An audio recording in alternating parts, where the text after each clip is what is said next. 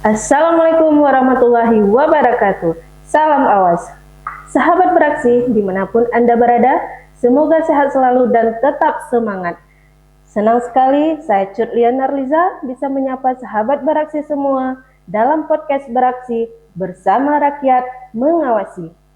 Nah, sahabat beraksi, pada episode kali ini kita akan mengupas lebih dalam mengenai tugas dan fungsi Divisi Hukum, Pencegahan, Partisipasi Masyarakat dan Humas atau disingkat dengan HP2H pada Bawaslu Aceh Selatan.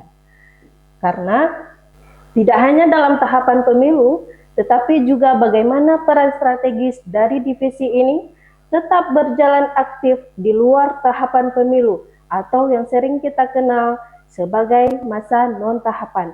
Karena sesungguhnya pengawasan pemilu bukan hanya soal momentum 5 tahunan, tetapi merupakan proses berkelanjutan yang membutuhkan kesiapan, strategi, dan kolaborasi dari berbagai pihak. Lalu, bagaimana sebenarnya peran divisi hukum dalam menangani pelanggaran? Bagaimana upaya pencegahan dilakukan sebelum pelanggaran terjadi? Sejauh mana partisipasi masyarakat menjadi kunci keberhasilan pengawasan, dan bagaimana peran humas dalam membangun kepercayaan publik terhadap Bawaslu. Semua itu akan kita kupas tuntas dalam episode kali ini. Dan tentu saja saat ini sudah berhadir bersama saya narasumber kita, Bapak Basar Mulyadi selaku Koordinator Divisi HP2H pada Bawaslu Aceh Selatan yang tentunya sudah sangat berpengalaman di bidangnya. Selamat datang Bapak Basar. Ya, selamat datang kembali. Terima kasih sudah menyempatkan waktunya pada podcast kali ini. Apa kabar Bapak? Alhamdulillah baik. Alhamdulillah, senang sekali bisa berbincang-bincang sama Bapak. Nih Pak Basar, langsung saja nih Pak, sahabat beraksi pengen tahu nih Pak, kalau secara umum apa sih tugas dan fungsi dari Divisi Hukum, Pencegahan, Partisipasi Masyarakat, dan Humas pada Bawaslu? Baik, terima kasih Ibu Cut. Kalau kita berbicara mengenai tugas dan fungsi daripada Divisi Hukum, Pencegahan, Partisipasi Masyarakat, dan Hubungan Masyarakat, Ya. atau yang disingkat dengan Divisi HP2H Ya. di Bawaslu Kabupaten Aceh Selatan, tentunya divisi ini memiliki tugas dan fungsinya yang banyak sekali, ya. Karena divisi ini terdiri dari beberapa subdivisi atau terdiri dari beberapa bidangnya. Ada subdivisi hukum, kemudian ada subdivisi pencegahan, kemudian seterusnya ada subdivisi partisipasi masyarakat, dan seterusnya ada subdivisi hubungan masyarakat. Tentunya masing-masing subdivisi ini memiliki tugas dan fungsinya yang berbeda-beda. Di subdivisi hukum ini memiliki tugas dan fungsi melakukan kajian-kajian hukum dan analisa-analisa hukum terhadap setiap tahapan penyelenggaraan pemilu, agar tahapan penyelenggaraan pemilu ini berjalan sesuai dengan ketentuan, dengan mekanisme, dengan prosedur yang berlaku, gitu. Kemudian di subdivisi hukum ini juga memiliki tugas dan fungsi memelihara dan mengadministrasikan produk hukum Bawaslu, yaitu lewat jaringan dokumentasi dan informasi produk hukum atau JDIH, sehingga produk-produk hukum Bawaslu ini mudah diakses baik oleh internal Bawaslu itu sendiri maupun oleh masyarakat. Nah, itu dia tugas dan fungsi yang di subdivisi hukumnya. Kemudian di subdivisi pencegahannya ini memiliki tugas dan fungsi untuk melakukan upaya-upaya mitigasi agar dugaan pelanggaran pemilu maupun dugaan sengketa proses pemilu itu tidak terjadi. Itu dia. Atau paling tidak dengan kita melakukan upaya mitigasi atau upaya pencegahan ini dapat meminimalisir terjadinya dugaan pelanggaran pemilu maupun dugaan sengketa proses pemilu begitu. Kemudian untuk subdivisi partisipasi masyarakatnya ini bertugas dan berfungsi untuk menumbuhkan kesadaran masyarakat agar mau berpartisipasi bersama Bawaslu dalam melakukan pengawasan pemilu dalam konteks pengawas pemilu partisipatif. Kemudian di subdivisi humasnya ini berfungsi dan bertugas untuk melakukan penyebaran informasi, ya, baik itu hasil-hasil pengawasan, kemudian edukasi kepemiluan, penyampaian informasi-informasi tentang demokrasi dan lain sebagainya. Jadi secara singkat itu dia tugas dan fungsi daripada Divisi HP2H Bawaslu Kabupaten Aceh Selatan. Baik Bapak. Selanjutnya nih Pak, kalau kita lihat dari konteks divisi hukum, bagaimana mekanisme penanganan pelanggaran pemilu yang dilakukan Bawaslu? Ya, baik. Mengenai mekanisme penanganan pelanggaran ya, tentunya di divisi hukum ini berkolaborasi dengan divisi penanganan pelanggaran dan sengketa proses pemilu atau yang disingkat dengan divisi P3S, karena yang menjadi leading sektor penanganan pelanggaran dan sengketa proses itu adalah di divisi P3S-nya. Jadi dalam hal ini divisi HP2H bekerja sama dengan divisi P3S tersebut dalam hal melakukan kajian-kajian hukum, kemudian analisa-analisa hukum terhadap dugaan pelanggaran pemilu yang terjadi. Mulai dari proses identifikasi keterpenuhan syarat, ya, baik itu syarat formil dan materialnya, kemudian melakukan kajian-kajian awal, penelusuran, sampai nanti memberikan pandangan-pandangan dan pendapat-pendapat hukum terhadap rumusan putusan yang akan diambil nantinya begitu. Jadi sekilas itu dia mekanisme penanganan pelanggaran yang bisa dilakukan oleh divisi HP2H. Baik Bapak. Tadi juga Bapak menyinggung masalah pencegahan nih Pak ya. Ya, benar. Pencegahan ini kan sering disebut sebagai kunci utama nih dalam pengawasan. Ya, betul. Bisa strategi apa yang bisa dilakukan agar pelanggaran dapat dicegah atau diminimalisir sejak awal nih Pak? Ya, baik.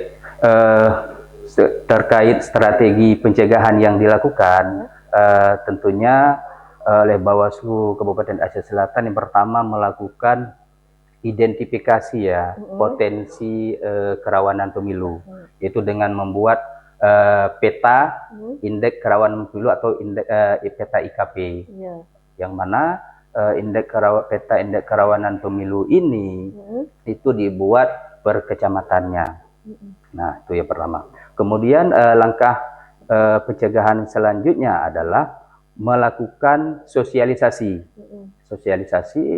atau penyampaian informasi kepada masyarakat atau mengedukasi masyarakat tentang seputaran pemilu, baik itu aturan-aturan pemilunya maupun terkait apa-apa saja yang dilarang di dalam tahapan pemilu tersebut. Kemudian upaya pencegahan selanjutnya adalah dengan membuat imbauan. Nah, imbauan ini dapat ditujukan kepada KIP Kabupaten Kota agar melaksanakan setiap tahapan pemilu itu sesuai dengan mekanisme dan prosedur yang berlaku, dan juga himbauan ini dapat ditujukan kepada peserta pemilu atau kontestan pemilu. Dan seterusnya juga ditujukan kepada seluruh elemen masyarakat agar menjadi perhatian supaya tidak melakukan perbuatan-perbuatan yang dilarang ya dalam penyelenggaraan pemilu tersebut. Kemudian seterusnya upaya pencegahan yang kita lakukan terakhir adalah meningkatkan partisipasi masyarakat. Nah, itu dia upaya-upaya pencegahan yang kita lakukan dengan harapan seperti yang saya sampaikan tadi dapat meminimalisir terjadinya pelanggaran pemilu dan sengketa proses pemilu. Iya, Ya. betul Pak. Ini tadi peran masyarakat nih Pak ya. Iya. Kalau kita tahu bahwa dalam pengawasan itu peran masyarakat sangat penting sekali. Jadi bagaimana peran masyarakat dalam terlibat dalam pengawasan pemilu dan bagaimana Bawaslu mendorong partisipasi aktif dari masyarakat. Ya. Terkait peran masyarakat tentunya ini sangat kita butuhkan ya. Artinya sangat penting hadirnya masyarakat bersama Bawaslu dalam melakukan pengawasan pemilu tadi. Jadi terkait strategi yang kita gunakan untuk meningkatkan pengawasan partisipatif, itu oleh Bawaslu RI sudah mencanangkan beberapa program tentang pengawasan partisipatif ini. Salah satunya adalah ada pendidikan pengawas partisipatif. Kemudian yang kedua ada forum warga pengawasan partisipatif. Kemudian yang ketiga ada pojok pengawasan. Kemudian seterusnya kerjasama dengan perguruan tinggi. Kemudian selanjutnya ada kampung pengawasan partisipatif. Dan terakhir itu ada forum digital pengawasan partisipatif. Yang intinya semua program-program ini bertujuan untuk sebagai sarana untuk mengedukasi masyarakat, menyampaikan informasi kepada masyarakat, sehingga dengan adanya program-program ini tadi masyarakat menjadi tahu, menjadi mendapatkan informasi tentang seputaran pemilu, sehingga membuat masyarakat itu menjadi tergugah, tergugah dia untuk ikut serta berpartisipasi bersama Bawaslu dalam melakukan pengawasan pemilu itu. Nah, kita di zaman kita nih Pak, ini kan zaman di era digital nih. Ya, betul. Jadi bagaimana peran humas dalam membangun kepercayaan publik dan menyampaikan informasi yang akurat? Ya. Memang kalau kita lihat saat ini di era digital ini ya, yang ditandai dengan percepatan penyampaian informasi dengan melalui media-media platform sosial media tentunya, peran Bawaslu dalam hal ini untuk meningkatkan kepercayaan publik, yang pertama adalah transparansi informasi. Betul sekali. Nah, ya, artinya informasi yang kita sampaikan kepada masyarakat itu secara transparan, terbuka, gitu ya. Baik itu informasi tentang pengawasan yang telah kita lakukan, maupun informasi tentang penanganan pelanggaran pemilu yang kita lakukan, maupun informasi tentang sengketa proses pemilu yang kita tangani, begitu. Sehingga informasi-informasi ini tersampaikan secara terbuka kepada masyarakat. Kemudian yang kedua adalah Bawaslu Kabupaten Aceh Selatan ini harus bersifat responsif. Artinya menanggapi dengan cepat apabila ada aduan masyarakat ataupun informasi yang disampaikan oleh masyarakat, sehingga kepanikan dan kegaduhan di masyarakat itu dapat teratasi dengan cepat, begitu. Kemudian selanjutnya adalah membuat konten-konten edukasi, konten-konten pendidikan tentang kepemiluan ini secara menarik sehingga masyarakat mudah memahaminya. Kemudian yang terakhir adalah untuk meningkatkan kepercayaan publik kepada Bawaslu Kabupaten Aceh Selatan ini adalah bagaimana Bawaslu Kabupaten Aceh Selatan ini membangun citranya menjadi kuat, profesional dan terpercaya. Jadi itu dia terkait bagaimana Bawaslu Kabupaten Aceh Selatan itu dalam membangun kepercayaan publik, itu dia. Biasa sekali Pak ya. Selanjutnya nih Pak, banyak yang mengira nih Bawaslu hanya aktif saat pemilu saja. Mungkin bisa Bapak jelaskan nih Pak, kegiatan apa saja yang dilakukan pada masa non tahapan? Ya, baik Bu Cut. Di masa non tahapan seperti saat ini, Bawaslu itu tetap melakukan tugas-tugas pengawasan. Kalau kita melihat tugas pengawasan di divisi HP2H-nya di masa non tahapan ini, yang pertama melakukan pengawasan pemutakhiran daftar pemilih berkelanjutan atau pengawasan PDPB, yang mana pemutakhiran PDPB ini dilakukan secara berkelanjutan minimal 3 bulan sekali atau per triwulan.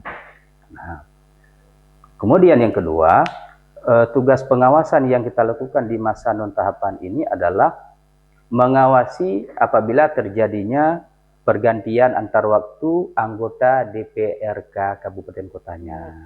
Ini tetap kita awasi apabila terjadi PAW, di DPRK-nya. Kemudian selanjutnya tugas pengawasan yang kita lakukan di masa non tahapan ini adalah melakukan konsolidasi demokrasi, yaitu diskusi tentang kepemiluan dengan pihak-pihak terkait. Kemudian seterusnya tugas pengawasan yang kita lakukan di masa non tahapan ini adalah menumbuhkan atau meningkatkan pengawasan partisipatif.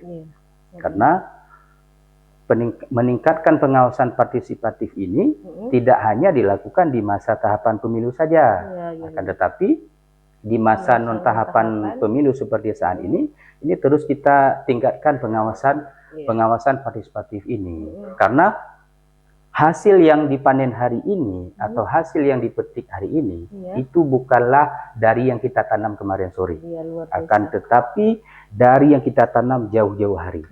Begitu juga dengan pengawasan partisipatif ini.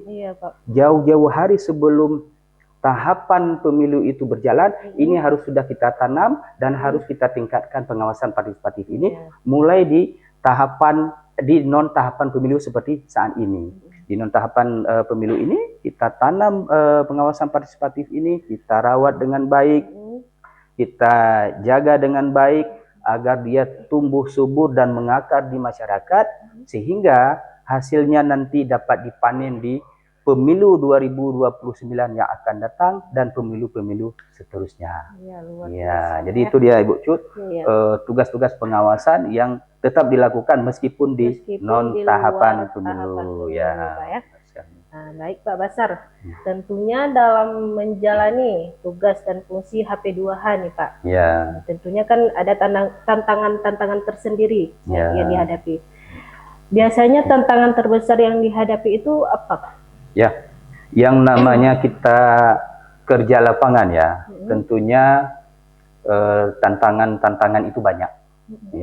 Mulai dari yang pertama itu adalah keterbatasan jumlah personil kita, dengan jumlah wilayah dengan luas wilayah Kabupaten Aceh Selatan ini yang cukup luas, yang terdiri dari 18 kecamatan, 260 desa, bahkan itu penduduknya kalau tidak salah saya itu sekitar 238.000 jiwa.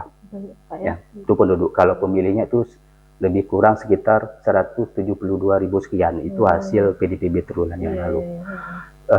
Dengan luas wilayah yang sangat luas ini, jadi kekurangan personil kami ini menjadi tantangan tersendiri bagi kami. Karena bayangkan saja, kalau pengawasan pemutakhiran daftar pemilih berkelanjutan di non tahapan saat ini, kami tidak memiliki jajaran ad hoc. Artinya tidak ada panwascamnya, tidak ada PKD-nya, tidak ada PTPS-nya, sehingga kami agak sedikit tertantang ini dalam melakukan pengawasan PDPB di wilayah Kabupaten Aceh Selatan ini tadi. Itu dia di non tahapan. Di dalam non tahapan pun kami punya jajaran ad hoc juga yang jumlahnya sedikit terbatas.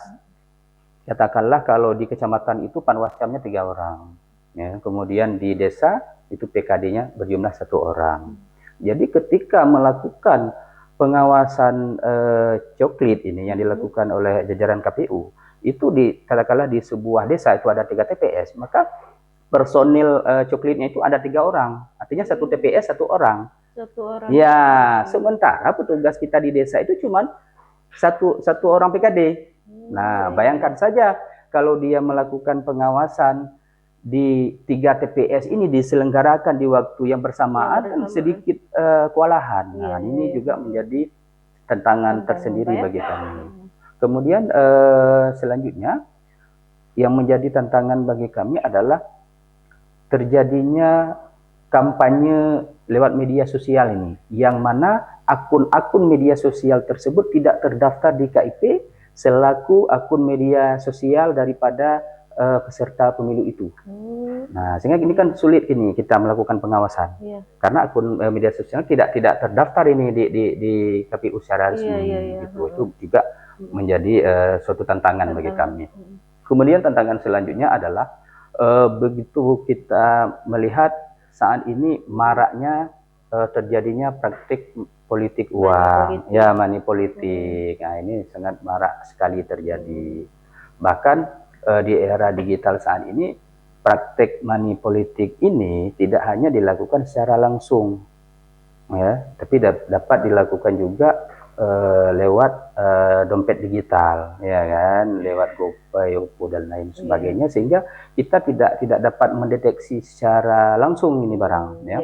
Yang namanya oknum daripada kontestan ini, dia kan akan melakukan berbagai macam cara untuk menarik simpatisan dan hati masyarakat, hati pemilih, ya, sehingga hal-hal yang dilarang seperti itu pun terus dilakukan, dan ini menjadi tantangan tersendiri bagi kami dalam memberantaskan rantai daripada money politik ini. Ya, jadi itu sekilas tentang tantangan-tantangan ya yang kami ada. Berat ya? Ya, berat sekali tentu. Terakhir nih Pak Basar, sebelum kita akhiri podcast episode kali ini, apa pesan Bapak nih kepada masyarakat agar ikut berperan dalam menjaga kualitas demokrasi? Ya, tentunya pesan kami Bawaslu Kabupaten Aceh Selatan ini kepada masyarakat, khususnya masyarakat di Kabupaten Aceh Selatan sangat besar ya, karena secara kelembagaan, secara tugas dan fungsi, memang pengawasan pemilu ini adalah tugas daripada lembaga Bawaslu. Akan tetapi secara moral, seluruh elemen anak bangsa, seluruh masyarakat Aceh Selatan ini memiliki kewajiban untuk bersama-sama mengawasi jalannya pemilu di Kabupaten Aceh Selatan ini. Makanya kami dari Bawaslu Kabupaten Aceh Selatan ini sangat berharap ya adanya partisipasi ataupun keikutsertaan masyarakat Kabupaten Aceh Selatan ini bersama Bawaslu Kabupaten Aceh Selatan dalam mengawasi penyelenggaraan pemilu di Kabupaten Aceh Selatan ini. Karena semakin banyak masyarakat yang berpartisipasi, semakin banyak elemen masyarakat yang ikut dalam melakukan pengawasan pemilu ini dalam konteks pengawas pemilu partisipatif, maka pengawasan pemilu di Kabupaten Aceh Selatan ini menjadi optimal dan menjadi lebih baik tentunya. Luar biasa sekali ya. Ternyata peran masyarakat juga berpengaruh ya, Pak, terhadap kualitas demokrasi kita. Ya, berpengaruh sekali. Sahabat Beraksi, kita sudah sampai di penghujung podcast hari ini. Sebelumnya kita ucapkan terima kasih dahulu kepada Bapak Basar Mulyadi selaku atas waktu dan insight-nya yang sudah dibagikan kepada kita semua. Sekali lagi terima kasih Bapak. Ya, sama-sama. Sahabat Beraksi, dari perbincangan hari ini kita bisa memahami bahwa pengawasan pemilu bukan hanya tanggung jawab lembaga, tetapi juga merupakan tanggung jawab bersama.